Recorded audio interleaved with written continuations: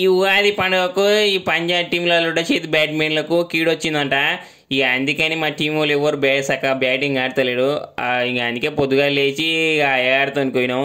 ఇక ఎస్ఆర్హెచ్ వాళ్ళు పంచాంగం చూపించుకుందాం, మేము ఇట్లా చూపించుకున్నాం. ఇక కానీ మాకు దోషం వచ్చింది. ఇక అయ్యగారు చెప్పారు ఇక నవగ్రహాల పూజ చేసి శనిదేవుని దండం పెట్టుకొని ఇక మ్యాచ్లు ఆడమన్నాడు. కానీ నేను నా చేతిలో చిల్లర పైసలు లేకుండే అందుకే ఒక టెంకాయ కొట్టుకొచ్చిన. ఈ మ్యాచ్ అయినా కానీ ఓడిపోయాను. ఇక పక్క లేకుంటే గెలిచేటోళ్ళం టెంకాయ కొట్టుకోవడం పూజ చేసింటే. ఇక 2 రన్లతో అయితే ఓడిపోయినాం.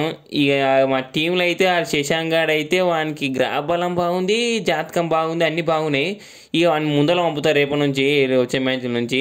అందుకే 6 పోలు కొడుతున్నాం కానీ లాస్ట్ దాన్ని తీసుకొస్తున్నాం. కానీ ఇక మాకేదో దరిద్రం బట్టి ఓడిపోతున్నాం. ఇక మా దరిద్రం అంతా ప్రీతి చింతనే, ఎందుకంటే జాతకం బాగాలేదంట. ఇక నేను చెప్పిన మ్యాచ్కు ముందు ఆ చిలక జోసితో పోయి 2 కాళ్ళు తీపించుకొని ఇక ఎట్లుందో జాతకం తెలుసుకొని అని చెప్పినా కానీ ఇనలేదు. ఇక కట్నం ఎంత పెట్టాలో 1000 పడాలని చెప్పి ఇక పోలేదు జాతకంతోనికి. ఇక ఎట్లయితే ఇక ప్రీతి చింత వల్ల మ్యాచ్ ఓడిపోయినాం. అంత కారణం అంతా ప్రీతి చింతనే.